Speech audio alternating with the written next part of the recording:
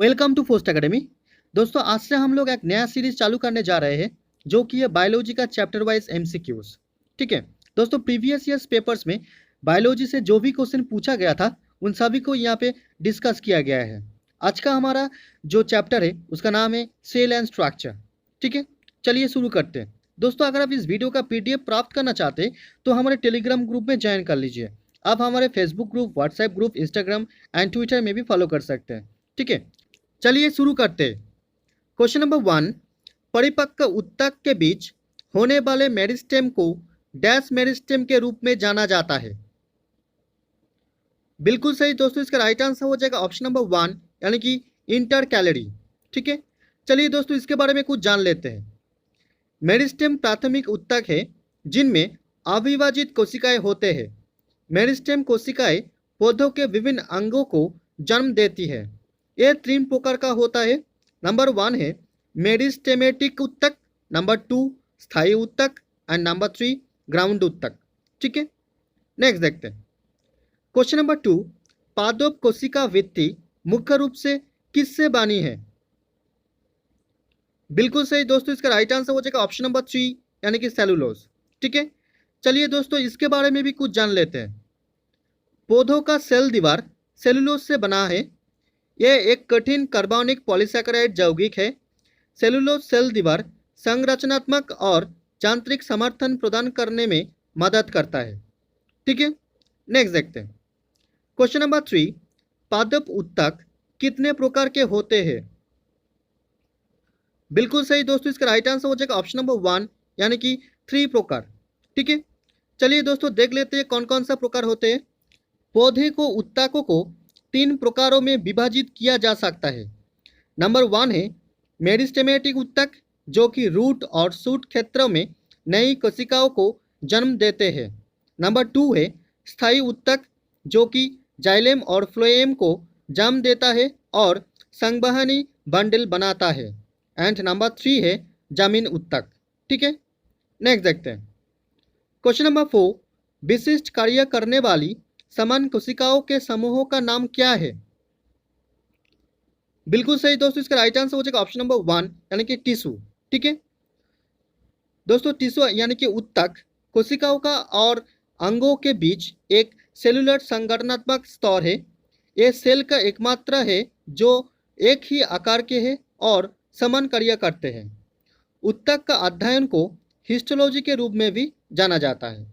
सभी अंग कोशिकाओं की परतों से बने होते हैं। ठीक है, नेक्स्ट देखते हैं। क्वेश्चन नंबर 5, निम्नलिखित में से कौन सा सेल ऑर्गेनेल केवल प्लांट सेल में मौजूद है? बिल्कुल सही दोस्तों, इसका राइट आंसर हो जाएगा ऑप्शन नंबर 2 यानी कि प्लास्टिड्स। ठीक है, चलिए प्लास्टिड्स के बारे में कुछ जान लेते हैं। दोस्तों प्लास्टिड्स केवल पौधों में मौजूद होते हैं जो कि वर्णक है। प्लास्टिड्स पौधों को अलग अलग रंग प्रदान करते हैं।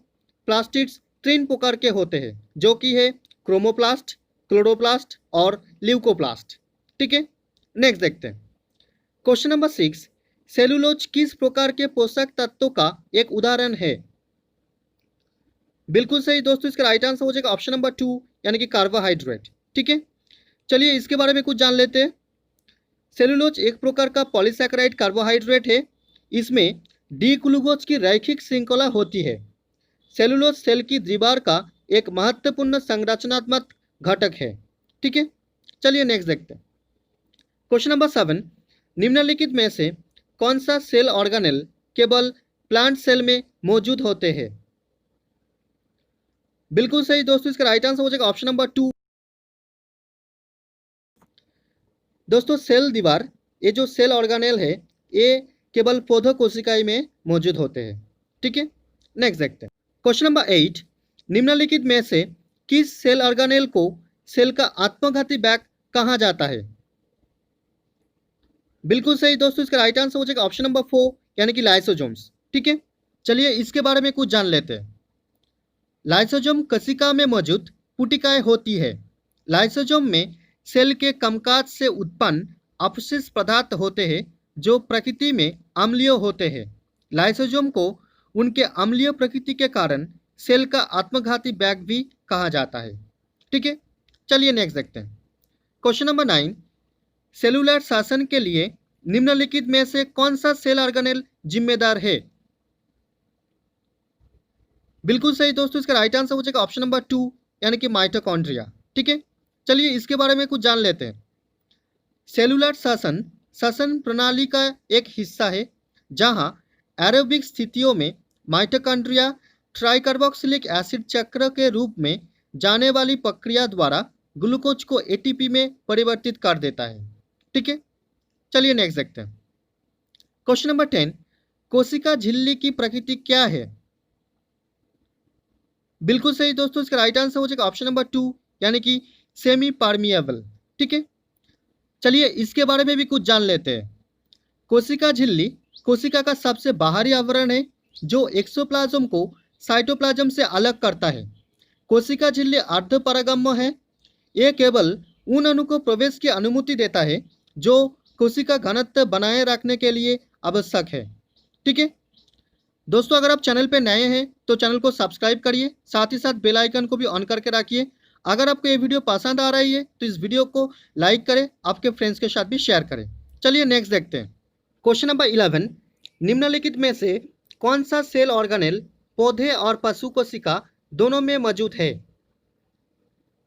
बिल्कुल सही दोस्तों, इसका राइट आंसर हो जाएगा ऑप्शन नंबर 4 यानी कि माइटोकॉन्ड्रिया। ठीक है दोस्तों, चलिए इसके बारे में कुछ जान लेते हैं। माइटोकॉन्ड्रिया पौधे और जानवरों दोनों में मौजूद कोशिकाएं अंग है। माइटोकॉन्ड्रिया कोशिका द्रव्य में मौजूद ग्लूकोज से एटीपी उत्पन्न करता है। माइटोकॉन्ड्रिया को सेल का पावर हाउस भी बोला जाता है। ठीक है, चलिए नेक्स्ट देखते हैं। क्वेश्चन नंबर 12, एंडोप्लाज्मिक रेटिक्यूलम उनकी सतह पर डैश के कारण खुरदरा है। बिल्कुल सही दोस्तों, इसका राइट आंसर हो जाएगा ऑप्शन नंबर 4 यानी कि राइबोसोम्स। ठीक है, चलिए इसके बारे में कुछ जान लेते हैं। एंडोप्लाज्मिक रेटिक्यूलम एक महत्वपूर्ण कोशिका अंग है जो प्रोटीन, लिपिड, प्रोटीन आदि के संश्लेषण में मदद करता है। एंडोप्लाज्मिक रेटिक्यूलम का कुछ हिस्सा राइबोसोम की उपस्थिति के कारण खुरदरा होता है। ठीक है, नेक्स्ट देखते हैं। क्वेश्चन नंबर 13, कोशिका के न्यूक्लियस के अंदर कौन सा तरल होता है? बिल्कुल सही दोस्तों, इसका राइट आंसर हो जाएगा ऑप्शन नंबर 3 यानी कि न्यूक्लियोप्लाज्म। ठीक है, चलिए इसके बारे में कुछ जान लेते हैं। न्यूक्लियोप्लाज्म कोशिका के न्यूक्लियस के अंदर मौजूद तरल है। न्यूक्लियोप्लाज्म में प्रोटीन और भंग आयनों के विभिन्न अणुओं के साथ गुणसूत्र और न्यूक्लियस होते हैं। ठीक है, चलिए नेक्स्ट देखते हैं। क्वेश्चन नंबर 14, पौधों में जाइलेम किसके लिए जिम्मेदार है? बिल्कुल सही दोस्तों, इसका राइट आंसर हो जाएगा ऑप्शन नंबर 1 यानी कि ट्रांसपोर्ट ऑफ वाटर। ठीक है दोस्तों, देखते हैं इसके बारे में कुछ। जाइलेम एक परिवहन ऊतक है जो पौधों के विभिन्न हिस्सा में पानी पहुंचाता है। ये संवहनी पौधों में मौजूद है। ठीक है, चलिए नेक्स्ट देखते हैं। क्वेश्चन नंबर 15, आनुवंशिक रूप से समान व्यक्तियों के बीच ग्राफ्ट का प्रत्यारोपण क्या है? बिल्कुल सही दोस्तों, इसका राइट आंसर हो जाएगा ऑप्शन नंबर 2 यानी कि आइसोग्राफ्ट। ठीक है दोस्तों, चलिए इसके बारे में कुछ जान लेते हैं। आइसोग्राफ्ट एक ऐसी प्रक्रिया है जिसमें आनुवंशिक रूप से समान दो व्यक्तियों के बीच ग्राफ्टिंग होती है। ठीक है, चलिए नेक्स्ट देखते हैं। क्वेश्चन नंबर 16, निम्नलिखित में से कौन सा कोशिका का नियंत्रण केंद्र है? बिल्कुल सही दोस्तों, इसका राइट आंसर हो जाएगा ऑप्शन नंबर 1 यानी कि न्यूक्लियस। ठीक है दोस्तों, चलिए इसके बारे में भी कुछ जान लेते हैं।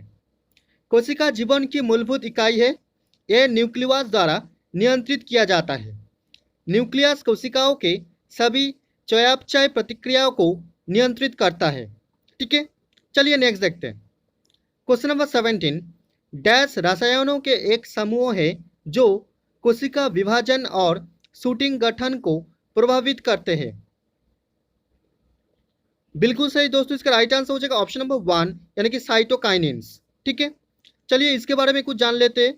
साइटोकाइनेंस पौधे के विकास के हार्मोन या फाइटो हार्मोन है जो पौधे की जड़ों और शूटिंग में कोशिका विभाजन करने की शुरुआत करते हैं। ठीक है, चलिए नेक्स्ट देखते हैं।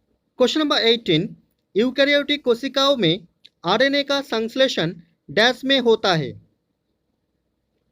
बिल्कुल सही दोस्तों, इसका राइट आंसर हो जाएगा ऑप्शन नंबर 4 यानी कि न्यूक्लियस। ठीक है दोस्तों, चलिए इसके बारे में भी कुछ जान लेते हैं। यूकेरियोटिक कोशिका में प्रतिलेखन प्रक्रिया से आरएनए का संश्लेषण न्यूक्लियस में पूरा होता है। ठीक है, चलिए नेक्स्ट देखते हैं।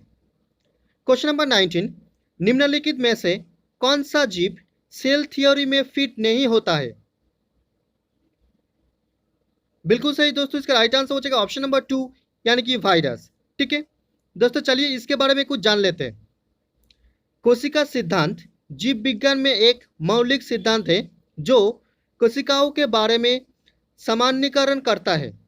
जीवित जीव कोशिकाओं से बने होते हैं। कोशिकाओं सभी जीवों में संरचना की मूल इकाई है और प्रजनन की मूल इकाई भी है। ये सेल्डेन और स्वान द्वारा दिया गया था। यहाँ वायरस इस जीव सिद्धांत का पालन नहीं करता है। वायरस जीवित चीजों और गैर जीवित चीजों के बीच संपर्क लिंक है। ठीक है दोस्तों, चलिए नेक्स्ट देखते हैं। क्वेश्चन नंबर 20, स्टेम कोशिकाएं जो अन्य प्रकार की कोशिकाओं में विकसित करने में सक्षम है वो डैश से आती है? बिल्कुल सही दोस्तों, इसका राइट आंसर हो जाएगा ऑप्शन नंबर 3 यानी कि एम्ब्रायो। ठीक है, चलिए इसके बारे में कुछ जान लेते हैं। स्टेम कोशिकाएं एक बहुकोशिकीय जीव की उदासीन कोशिका होती है जो एक ही प्रकार की अनिश्चित रूप से अधिक कोशिकाओं को जन्म देने की क्षमता रखती है। आमतौर पर स्टेम सेल ब्लास्टोसिस्ट और वयस्क ऊतक से मुख्य स्रद भ्रूण स्टेम कोशिकाओं से आते हैं। ठीक है दोस्तों, ये हमारा लास्ट सवाल था। अगर आप चैनल पर नए हैं तो चैनल को सब्सक्राइब करिए, साथ ही साथ बेल आइकन को भी ऑन करके रखिए। अगर आपको ये वीडियो पसंद आया है तो इस वीडियो को लाइक करें, आपके फ्रेंड्स के साथ भी शेयर करें। मिलते हैं अगले वीडियो पर। Thank you.